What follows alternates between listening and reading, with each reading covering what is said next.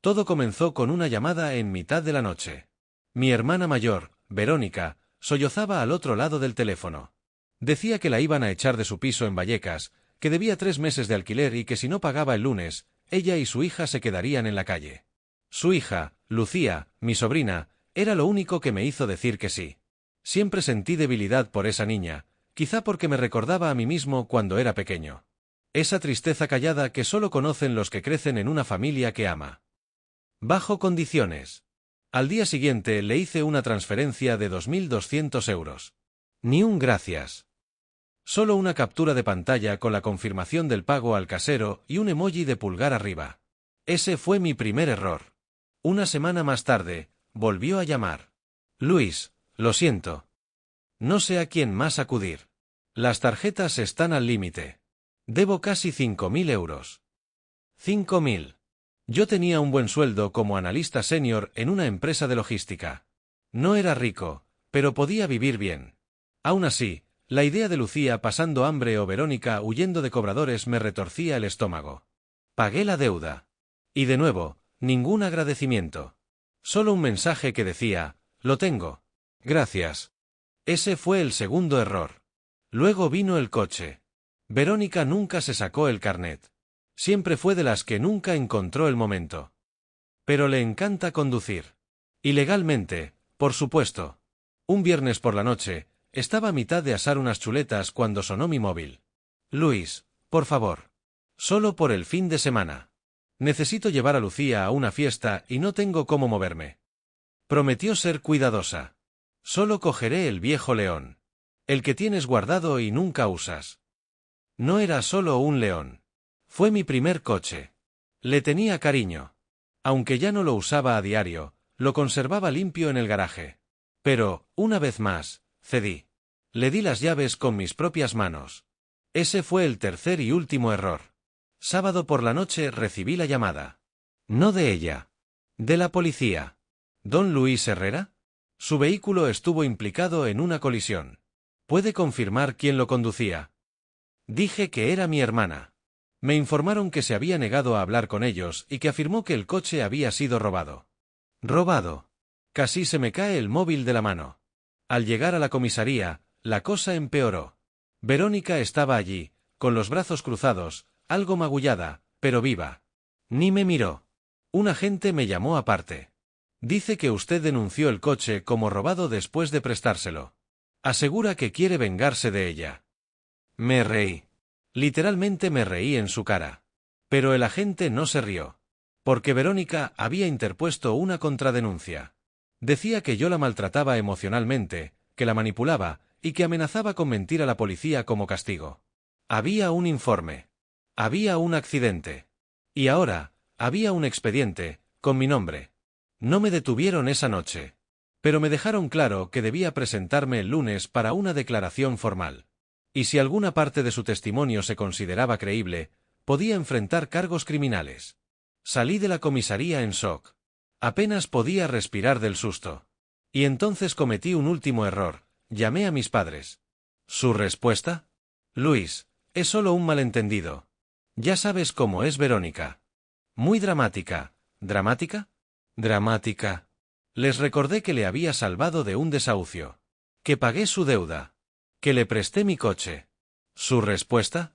Quizás se sintió presionada. Tal vez fuiste muy controlador con tu ayuda. Controlador. Esa fue su palabra. Controlador. Me dijeron que lo dejara pasar. Que la justicia se encargara. Y entonces mi padre, con toda la cara del mundo, soltó, pídele disculpas. Eso es todo lo que ella quiere. Colgué sin decir una palabra más. Esa noche, me serví 3 dedos de whisky y me senté en la oscuridad. Una idea me taladraba la mente una y otra vez como un disco rayado. Nunca estuvieron de mi lado. Nunca. Y fue entonces cuando empezó a girar la maquinaria. No iba a gritar. No iba a amenazar. No iba a pelear. Iba a poner fin a todo este juego. En silencio. Legalmente. De forma definitiva. Ellos pensaban que me conocían. Que seguiría siendo el hijo bueno, el hermano servicial. No tenían ni idea de con quién estaban jugando. Y mi primer movimiento fue abrir mi portátil. Abrí mi portátil. Ingresé a una cuenta que nadie en mi familia sabía que existía. Una que creé años atrás para manejar ciertos asuntos personales. Y algunos secretos. Allí encontré lo que buscaba. Cuando le ayudé a Verónica con sus deudas, le había montado un archivo Excel con todas sus cuentas. Lo que ella no sabía era que guardé cada número, cada acceso que tecleó en mi ordenador, cada extracto. Todo. Viejas costumbres. Nunca confié del todo. Y ahora, esa precaución me salvaba. Entré en su correo principal. El mismo que usaba para el banco, Amazon, Netflix, todo. Y lo que encontré hizo que se me helara la sangre. Había solicitado 2 préstamos rápidos a mi nombre. No intentos. Aprobados. Por un total de 3.800 euros. Y lo peor, ya había incumplido el primer pago. Había usado mis datos fiscales. Seguramente lo sacó de aquellas declaraciones conjuntas que le ayudé a presentar años atrás. No solo me apuñaló emocionalmente. Cometió fraude. Y yo tenía pruebas. No me alteré. No grité. No la llamé. Simplemente marqué un número, el de mi abogada. Adele Robles no es de las que se anda con rodeos. Ayudó a un colega en su divorcio y la tenía fichada desde entonces. Le llevé un dossier, capturas de pantalla, correos, los contratos de los préstamos, incluso un intento de contrato de alquiler falso que Verónica había preparado usando mis datos para otra dirección. Adele apenas necesitó 10 minutos para soltarlo. Luis, esto no es solo fraude. Esto es suplantación de identidad. Puede ir a prisión. Me preguntó si quería presentar cargos. Dudé. No por protegerla, eso ya había muerto, sino porque pensé, esto va más allá de Verónica. Mis padres. Ellos sabían. Siempre la cubrieron. Siempre justificaron lo injustificable. Cuando compré mi piso en Arganzuela, dijeron que era demasiado para mí solo. Cuando me cambié de coche, soltaron, oye, y Verónica podrá usarlo. Yo nunca fui Luis. Fui el plan B de Verónica. Y se acabó. Se lo dije a Adele, quiero armar un caso. No solo contra ella. Contra cualquiera que la haya ayudado. Ella sonrió. ¿Quieres arrasar con todo? No, respondí. Quiero una demolición controlada. Nos pusimos manos a la obra. Durante una semana, construimos una línea de tiempo, los préstamos, el robo de identidad, la denuncia falsa. Mientras tanto, Verónica celebraba. Lo sé porque subió un vídeo en directo. En un bar cutre, bailando con amigas, copa en mano. El título, Nuevos comienzos, el karma existe, y me etiquetó. Esa misma noche me escribió un correo. Una sola línea. Quizá esto te enseñe a no hacer diferencias, no respondí. Pero hice otra cosa. Llamé a mis padres. Quería comprobar si sabían lo de los préstamos. Si tenían una pizca de decencia. Contestó mi padre. Mi madre se puso en altavoz. Les pregunté sin rodeos, ¿sabíais que Verónica pidió préstamos a mi nombre? Silencio. Luego, mi madre suspiró. Esperábamos que no te enteraras. Esperaban. No se sorprendieron. No lo negaron. Ni un atisbo de arrepentimiento. Lo sabían. Dijo que era temporal, añadió mi padre. Que estaba desesperada. Habéis encubierto un delito, le solté. No digas eso, gritó mi madre. Solo fue un error. Estás exagerando. Y ahí lo entendí todo. No eran cómplices por ignorancia. Eran parte activa. Así que se lo dejé claro, no me llaméis más. Mi abogada se pondrá en contacto. Y por cierto, disfrutad la casa mientras podáis. Clic, verás, hace años les ayudé a refinanciar su hipoteca para evitar que el banco se la quedara. Usé mi nombre, mi puntuación crediticia, y parte de mis ahorros. El título de propiedad tenía 2 nombres. El mío. Y el de mi padre. Nunca leyó la letra pequeña. Firmó donde le dije. ¿Adivinas quién tenía ahora el poder legal para reclamar la casa entera? Adele brilló cuando se lo conté. Van a lamentarlo todo, murmuró.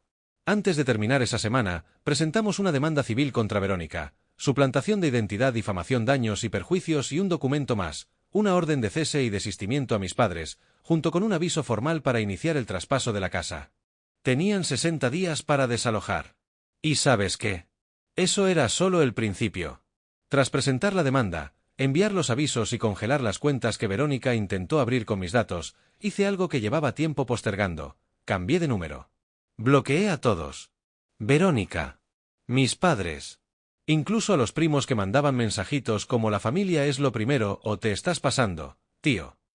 Como si alguno de ellos hubiera estado cuando me dejaron tirado. Había cortado todo contacto. Pero ellos apenas empezaban. Los correos empezaron a llegar. Primero de Verónica, te vas a arrepentir. Tengo pruebas de que me manipulaste. Luego de mi madre, no entiendo cómo puedes ser tan cruel con tu propia sangre. Y después de mi padre, el mismo que me gritaba por tener mala actitud cuando no quería limpiar la terraza tras sus noches de cartas, estás destrozando a tu madre. Eso es lo que querías. No respondía ninguno. Porque estaba ocupado preparando su regalo.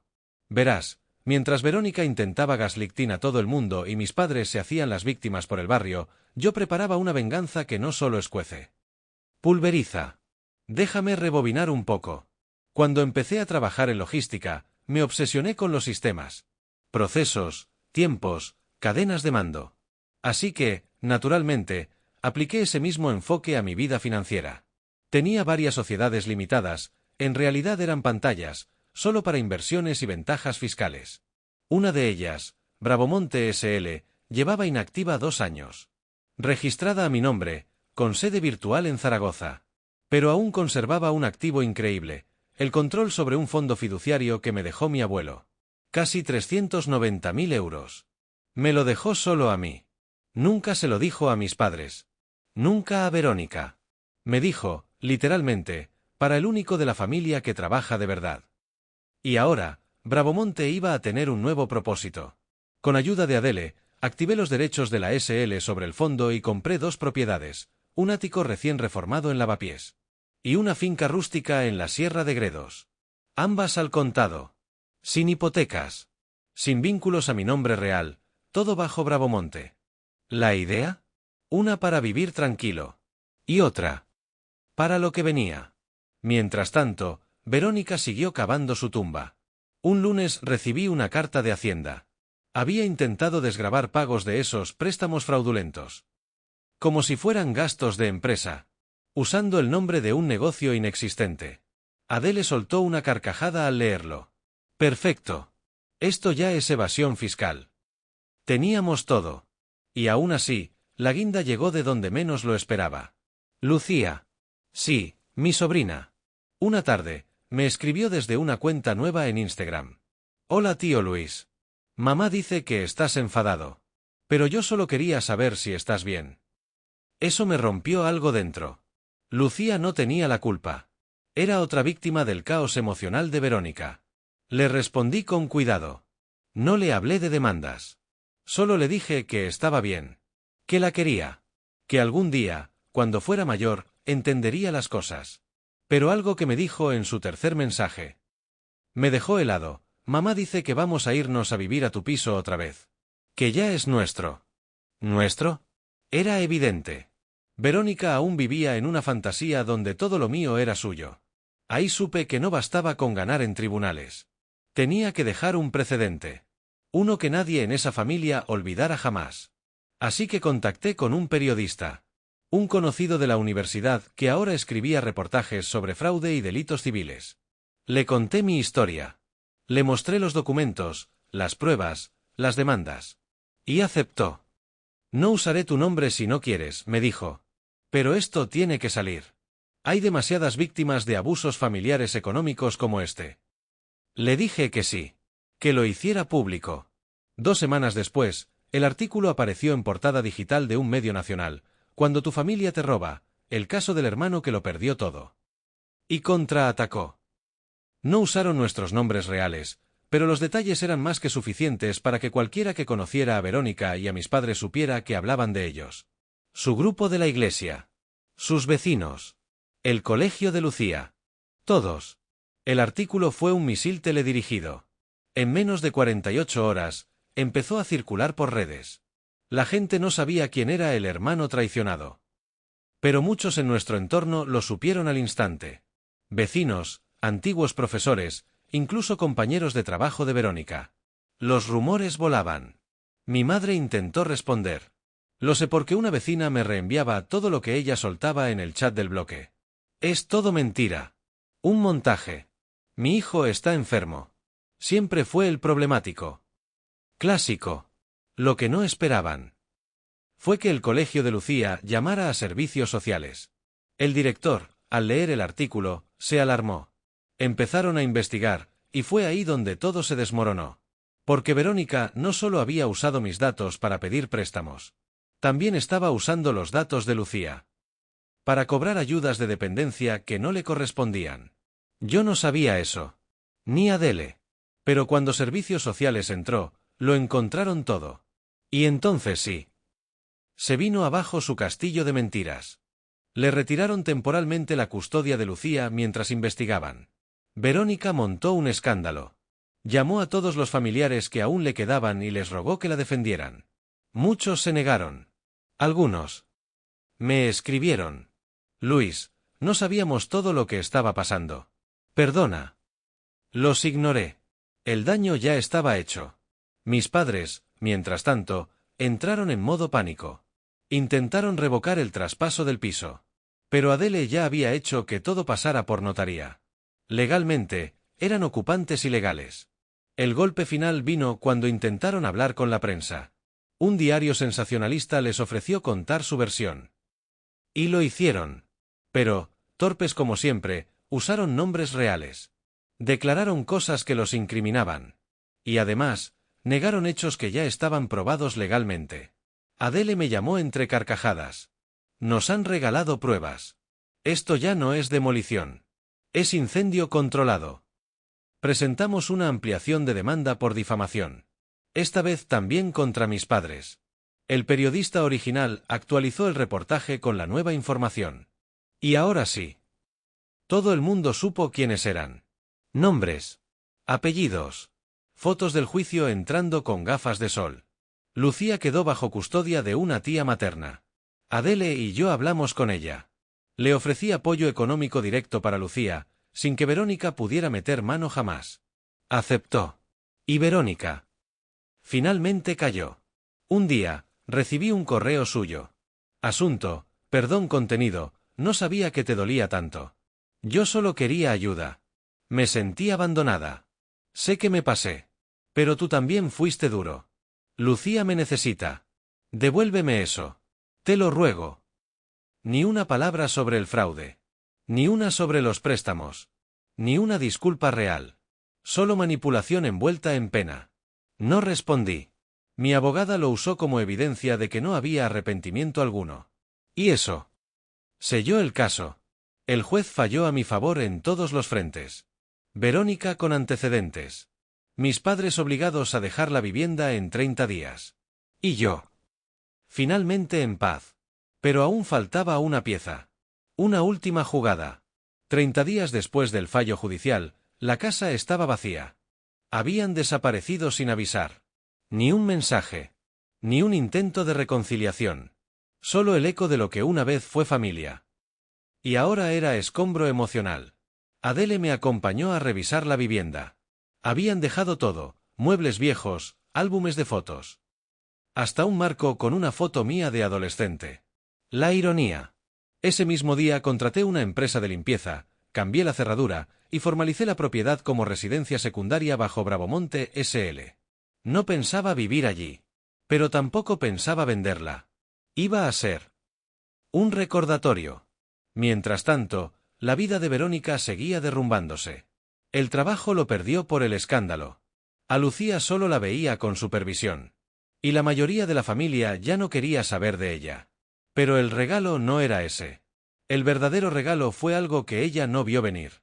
Verás, durante todo este proceso, descubrí que uno de sus antiguos amigos, un tal Rubén, tenía una pequeña empresa de servicios informáticos. Que ella usaba para blanquear parte del dinero de sus tretas digitales. Rubén tenía miedo. Le mandé una carta formal, firmada por Adele, donde se le ofrecía un trato, testificar en el caso civil a cambio de inmunidad y confidencialidad. Aceptó. Y como parte del acuerdo, me cedió el dominio de la web de Verónica. Sí. Verónica tenía una web donde ofrecía asesoría emocional a madres solteras. Cobraba 40 euros la consulta. Prometía liberación emocional y guía espiritual. Y lo peor, había gente que sí la seguía. Así que, una vez tuve el control del dominio, hice algo muy sencillo. La web redirige ahora a una ONG real de ayuda a madres solteras. Con acceso gratuito. Sin cuotas. Sin promesas vacías. Solo recursos reales. Recibí un correo de una de las antiguas clientas de Verónica. Gracias por esto. No sabía que había opciones gratuitas. Me ha ayudado mucho. Nunca respondí. Pero sonreí. Y ahí supe que todo había valido la pena. El juicio. La presión. El silencio. Porque no se trataba de destruir a Verónica. Se trataba de romper el ciclo. Ella eligió ser parásito. Yo elegí ser arquitecto. Y lo más dulce de todo es que ni siquiera sabe que fui yo. No hace falta que lo sepa. Porque cada vez que intente volver, cada vez que alguien le recuerde lo que pasó, sabrá que no tiene control. Que el hermano al que usó, al que acusó, al que traicionó, fue el mismo que la dejó atrás. Para siempre.